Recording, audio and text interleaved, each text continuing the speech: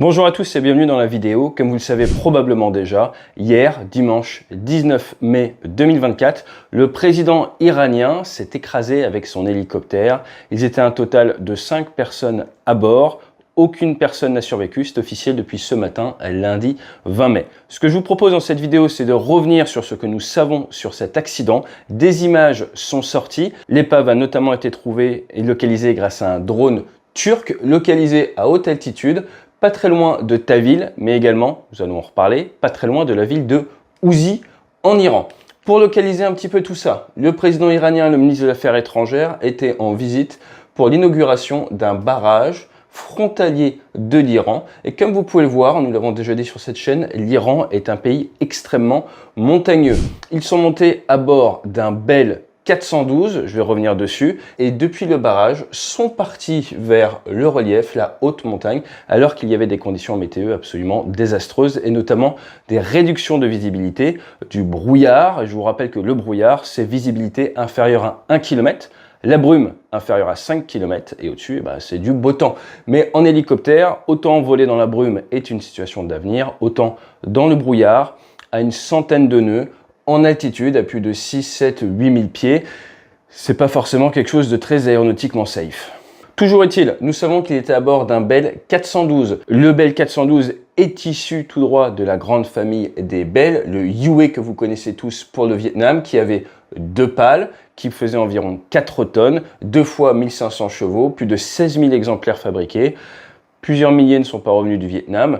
Et ensuite, il y a eu le Bell 212, puis le Bell 412 avec cette 4 pales. Les Iraniens ont du matériel américain acheté dans les années 70 et ce Bell 412 avait quitté l'armée iranienne pour rejoindre le gouvernement et le transport de VIP il y a 3 ans. Si on regarde un petit peu l'accidentologie de ce type d'hélicoptère, donc le 412 c'est 2 fois 1200 chevaux, 140 nœuds de vitesse maximale, 120 nœuds de vitesse de croisière, 3 tonnes à vide, 5 tonnes 4 au plus lourd. Et d'ailleurs, ce modèle est utilisé par l'armée canadienne, eh bien on se rend compte que souvent, précipitation et mauvaise météo ne font pas bon ménage. Vous avez eu en 1994, en Caroline du Nord, un hélicoptère qui faisait de l'évacuation sanitaire, qui tape la montagne, tape le relief dans la mauvaise météo. En Californie, en 2006 également, avec un cas quasi similaire à celui de Kobe Bryant, réduction de visibilité sur la côte californienne, ça continue d'avancer à plus de 180 km/h et finalement ça tape le relief. Mais vous avez déjà eu du VIP décédé en Bell 412, c'était à Philadelphie, aux États-Unis, un sénateur, suite à une collision, un abordage en vol avec un petit Piper qui avait tué le sénateur, l'équipage du Piper, mais également 2 enfants au sol. Bref, tout ça pour dire c'est un hélicoptère qui est quand même assez sûr grâce à ses 2 moteurs, qui est un franc succès commercial, mais comme toujours, le transport de VIP a ses contraintes. Nous vous avons souvent sensibilisé à ce sujet sur la chaîne. Je vous rappelle le crash de Kobe Bryant, mauvaise météo, monopilote, stress auto-induit de la part du commandant de bord qui veut à tout prix atteindre l'objectif, qui se retrouve sous les minima météo, qui essaye de pousser, qui rentre dans les nuages, qui n'est pas habitué au vol, aux instruments, qui ne respecte pas la méthode et qui vient confirmer la règle des 178 secondes. Si vous rentrez dans un nuage sans y être parfaitement formé ou sans suivre la méthode, moins de 3 minutes après, vous tapez le sol. C'est arrivé dans le cas de l'équipage de Kobe Bryant. C'est également ce type de souci qui a amené à la mort du président polonais, rappelez-vous, c'était en 2010, on en a parlé sur la chaîne, où à cause de la pression du chef de cabinet, l'équipage a tenté de se poser bien en dessous de ces minima météo. Mais rappelez-vous également le décès du général Leclerc à bord de son B-25, c'était en Afrique du Nord, sur une voie ferrée. Pourquoi? Parce qu'il faisait pas beau. Le pilote, suite à la pression de son chef, a essayé de décoller, a essayé de faire le vol, n'avait pas les conditions minimum météo pour le faire, et ça a fini par taper le sol, ce que l'on appelle dans l'aviation le CFIT, Control Flight into Terrain, qu'on pourrait résumer en prendre un avion en parfait état de marche et le précipiter contre le sol. Votre avion marchait bien et c'est le pilote qui, par sa mauvaise gestion de trajectoire, va taper. Pourquoi? Illusion sensorielle, pression à voler sous les minima, ou ne pas oser dire à son chef, là c'est pas possible, faut faire demi-tour. Et attention, des fois c'est de la pression auto-induite, créée de toutes pièces par le pilote, à cause de la peur de la réaction du VIP à bord. Allez, on revient un petit peu sur la zone du crash. Donc comme je vous le disais, c'est un drone turc qui a réussi à localiser de nuit le crash. On voit la source de chaleur. Au petit jour, vous voyez que ce n'est pas passé très loin du relief, mais il y en avait d'autres derrière. Ce genre d'image nous montre clairement que l'impact a eu lieu avec une forte vitesse. Il n'y avait donc pas eu de décélération de la part de l'hélicoptère. Il était largement au-dessus des 100 nœuds, des 180 km/h. Vous voyez clairement ici les circuits de recherche du drone, sachant que l'Union européenne a aidé en déployant son système Copernicus, système satellitaire qui permet de trouver des épaves. La météo sur zone n'était vraiment pas et n'est toujours pas favorable. Et comme toujours, il y aura enquête. Mais dans le cas de l'Iran, j'ai malheureusement des doutes sur le fait qu'on arrive à savoir exactement ce qui s'est passé. C'est pour ça que je vous propose de regarder un petit peu quelles pourraient être les raisons. Le premier, c'est le côté humain, facteur humain. Une défaillance du pilote, on est souvent sur une défaillance de l'équipage, une mauvaise prise de décision, continuer sous les minima météo.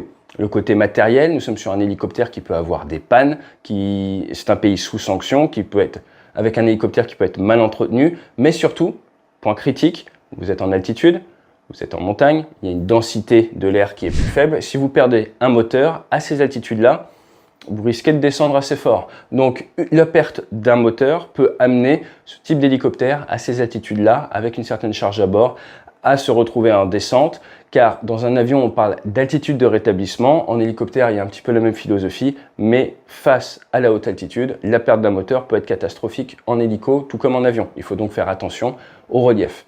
Ensuite, la météo, on a vu que la météo était catastrophique. Voler à ces vitesses-là, en altitude, dans le brouillard, c'est très compliqué.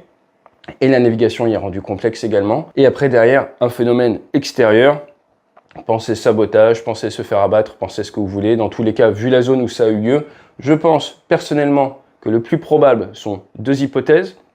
L'hypothèse numéro 1 qui est souci au niveau d'un moteur qui amène à une perte de puissance et un crash non contrôlé dans le brouillard.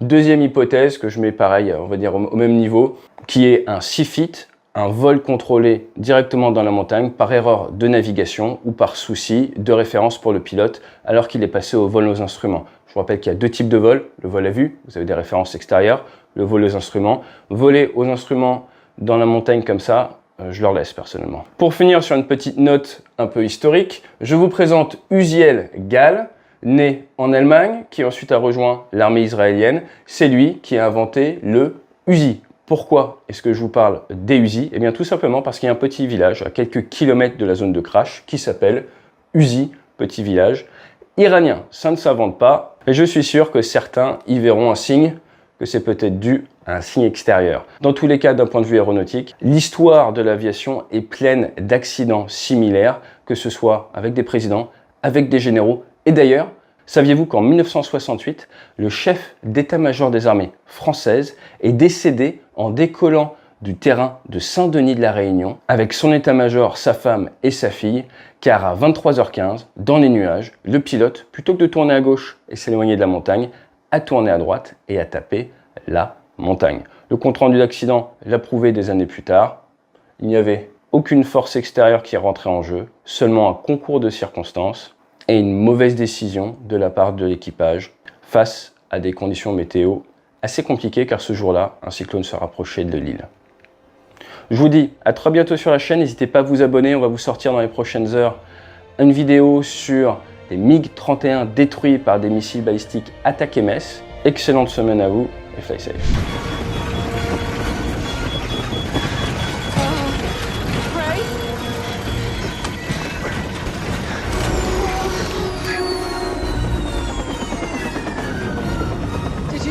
The engine?